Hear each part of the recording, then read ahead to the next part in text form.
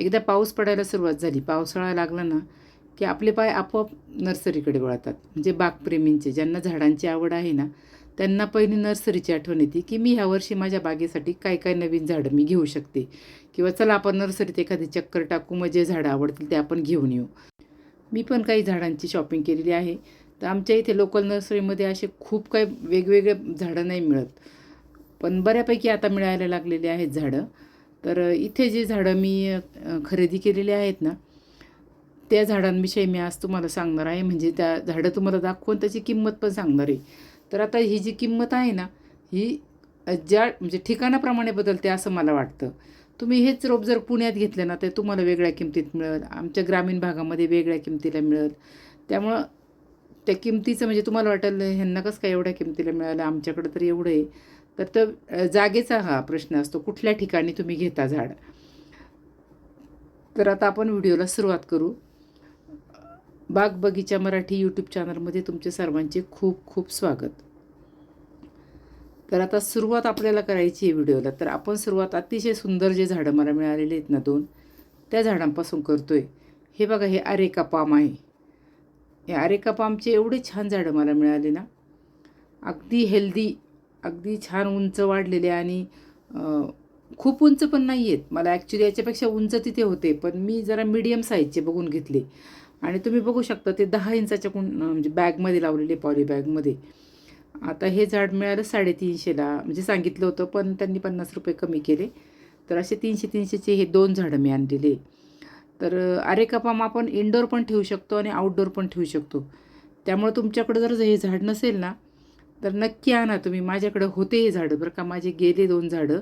सध्या एक आहे माझ्याकडे, पण मला पाहिजे होतं असं दोन्ही साईडने 2 ठेवायला, असं हॉलच्या बाहेर वगैरे दरवाजाच्या दोन्ही साईडनी छान दिसतं हे झाडं. किंवा 2-3 झाडं ग्रुपनी जर तुम्ही जेव्हा ठेवता ना एकाच प्रकारचे, ते खूप छान दिसतं. एक झाड ठेवण्याऐवजी तुम्ही असे एका प्रकारचे झाडं 3-4 ठेवून बघा शेजारी शेजारी कुंड्या, ते खूप छान वाटेल. तर असं अरेका पाम अतिशय छान मला झाडं मिळालेली आहे.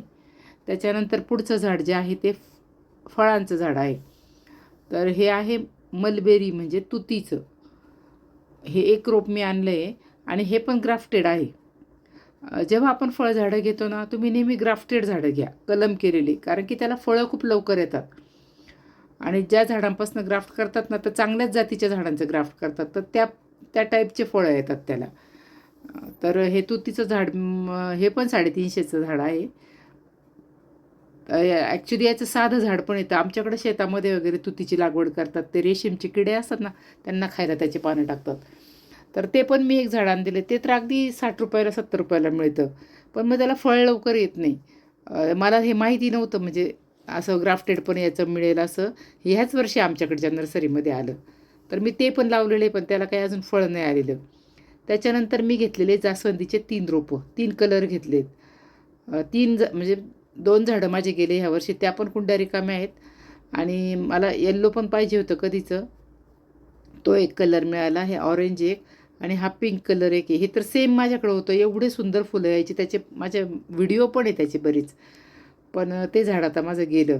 काय झालं, मी त्या झाडाची खूप मोठी कुंडी झाली, आणि मी कंपोस्ट खूप वापरलं म्हणजे ते, आणि ॲक्च्युली जास्त कुजलेलं नव्हतं. त्याच्यामुळं झालं की उष्णतेमुळं, आणि ते कंपोस्टमुळं ना माती वाळतच नव्हती, त्याची ओली राहायची. तर त्याचं ते पाणीच सुकत नव्हतं कुंडीतलं, त्यामुळे गेले फंगसनी बहुतेक, ते मुळ्या कुजल्या त्याच्या. त्याच्यानंतर पुढचं झाड म्हणजे फुलांचा राजा गुलाब.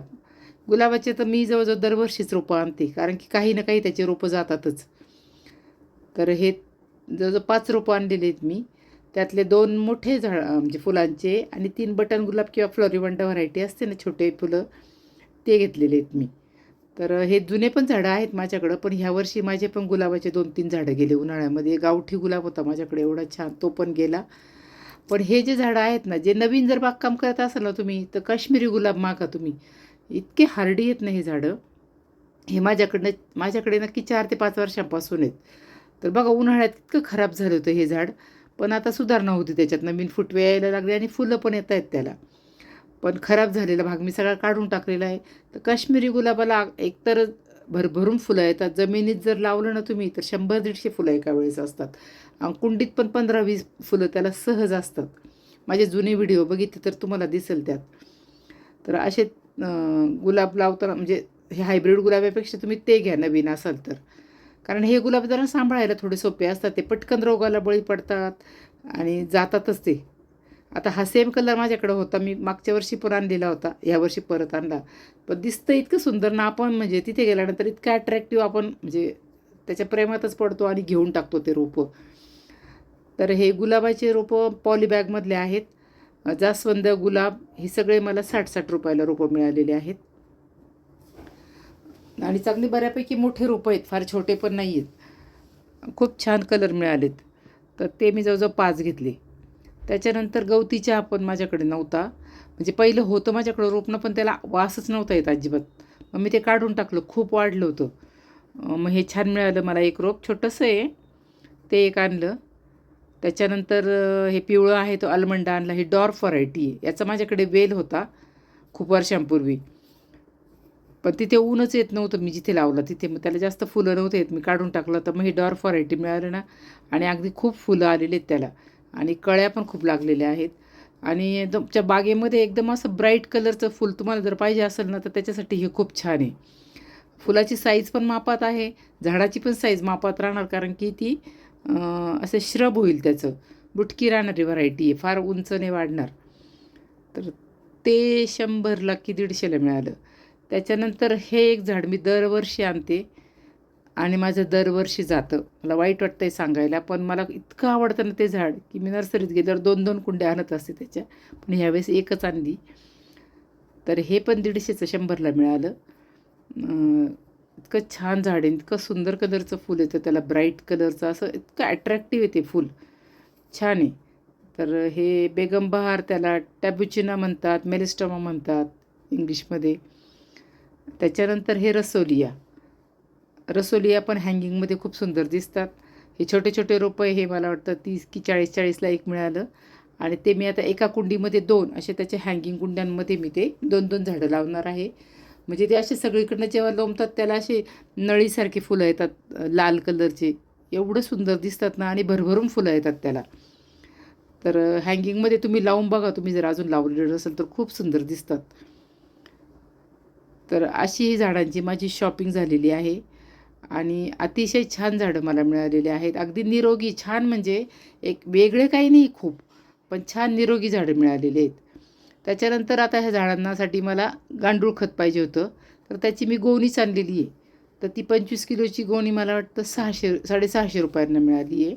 आता वरती नाही आणली मी ती, गॅलरीमध्ये खालीच ठेवलेली आहे गोणी. तर हे खत काढून आणलं मला आज, भाजीपाल्याच्या रोपांना खत घालायचं आहे. कारण की ते लावून आता महिना झाला, काही ना 3 आठवडे झाले. तर गांडूळ खत एवढं छान मिळालं ना, अगदी दाणेदार चहा पावडरसारखं गांडूळ खत आहे. आणि आपण जेव्हा सेंद्रिय भाजीपाला वगैरे पिकवतो ना, किंवा म्हणजे फुलझाडांना पण तुम्ही जर केमिकल वापरत नसाल तर गांडूळ खत तुम्ही नक्की वापरा. गुलाबाला तर एवढे छान नाही गांडूळ खत, आणि भाज्यांना पण. तर केमिकल खतांऐवजी तुम्ही शेणखत चांगलं कुजलेलं किंवा गांडूळ खत नक्की वापरा. तर अशा प्रकारे ही झाडांची खरेदी आहे. आता हे झाडं कशी लावायची, त्याच्यासाठी माती कशी तयार करायची, याचा पण व्हिडिओ येईल. त्यामुळे तुम्ही जर अजून माझ्या चॅनलला सबस्क्राईब केलं नसेल तर चॅनलला सबस्क्राईब करा आणि बेल आयकॉनचं बटन दाबा. म्हणजे तुम्हाला माझ्या व्हिडिओचे नोटिफिकेशन पण येईल आणि माझे सगळे व्हिडिओ तुम्हाला बघता येतील.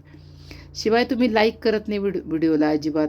तर ज्याला व्हिडिओ जर आवडला ना, तर नक्की लाईक करा आणि शेअर करा. व्हिडिओ शेवटपर्यंत बघितल्याबद्दल खूप खूप धन्यवाद. Happy gardening.